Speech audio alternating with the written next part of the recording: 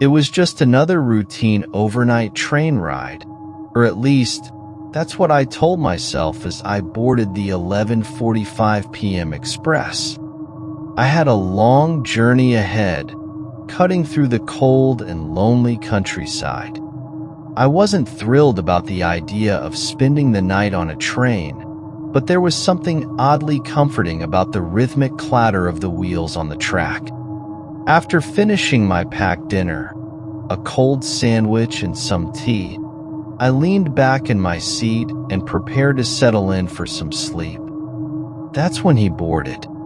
The train had stopped at a small, desolate station. I don't even remember seeing anyone on the platform. The station was poorly lit, and the fog was so thick it seemed to swallow everything outside the train.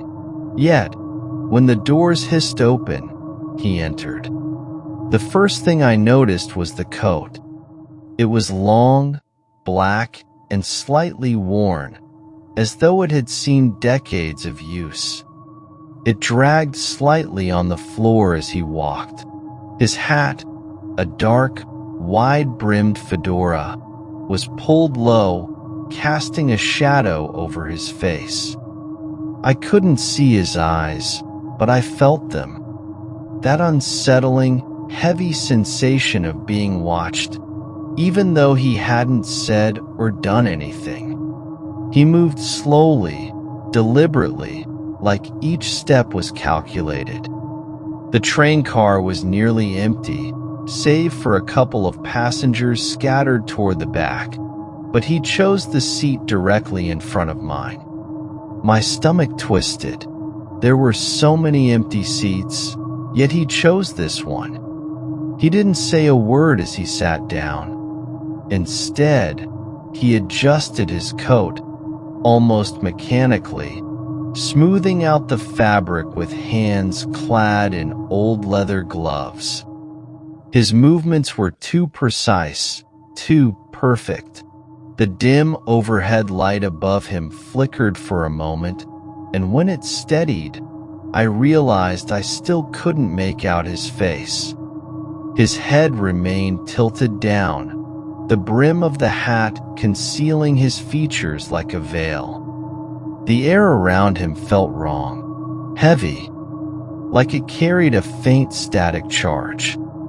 My mouth suddenly felt dry, and the tea I had just finished seemed to churn uneasily in my stomach. I wanted to say something, maybe a polite greeting, but the words wouldn't come. There was an almost oppressive aura emanating from him, one that told me not to speak, not to acknowledge his presence. I forced myself to look away, fixing my gaze on the dark window beside me. But even as I stared into the darkness, I couldn't shake the sensation of his presence. My mind played tricks on me, whispering thoughts I didn't want to entertain. Why did he sit here? What does he want?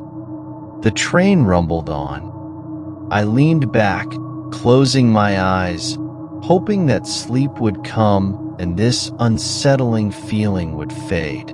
But it didn't. The sound of his coat shifting, the faint creak of the leather gloves, every noise he made was amplified in the silence. At one point, I swore I heard him whisper something, but it was so soft, like the hiss of steam escaping a kettle, that I couldn't make out the words. When I opened my eyes, I froze. His hat had tilted slightly, and for the briefest moment, I caught a glimpse of his chin. It was pale, too pale, almost waxy, like the color of a candle that had been burning for hours. His lips were thin, unnaturally so, and tightly pressed together, as though he was holding something in. I tried to calm myself. Maybe he was just an eccentric traveler, someone who preferred the solitude of the night train. But as the minutes dragged on, The atmosphere grew heavier, more oppressive. The lights in the train car began to flicker again, more erratic this time. I glanced around, hoping to catch the attention of one of the other passengers, but they were all asleep. Or at least, I thought they were. The man shifted in his seat again. Slowly, deliberately, his head tilted slightly to the side, and I swore I could feel his hidden gaze piercing through me. My breath quickened. My heart thudded in my chest, and the air felt colder, as though someone had opened a window. I clenched my hands into fists, willing myself to ignore him. I reached for my bag, pretending to look for something to distract myself. My fingers brushed against my phone, and I pulled it out, only to find the screen flickering, the battery draining rapidly even though it had been fully charged. In seconds, it was dead. The sense of unease gnawed at me like a wild animal. The train screeched as it slowed down for the next station. My body tensed, hoping, praying that he would get off. But as the train came to a halt and the doors opened with their signature hiss, he didn't move. He sat there, still as a statue, even as new passengers boarded. The air felt thicker, suffocating, and I realized with a growing sense of dread that I was trapped here with him. As the train pulled away from the station, the man finally moved. He tilted his head upward, just slightly, enough for the brim of his hat to lift. For the first time, I caught a glimpse of his eyes, or rather, the void where his eyes should have been. His face was gaunt, skeletal, and his empty sockets seemed to drink in the light around them. I couldn't move. My body was frozen, paralyzed by fear. The train lights flickered violently, plunging the car into near darkness. And then, in the brief flashes of light, I saw him standing. His figure loomed over me, impossibly tall, his hat now in his gloved hand.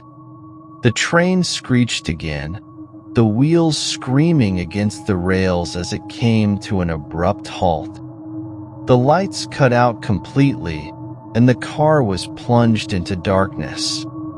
I heard footsteps, slow, deliberate footsteps, walking past me.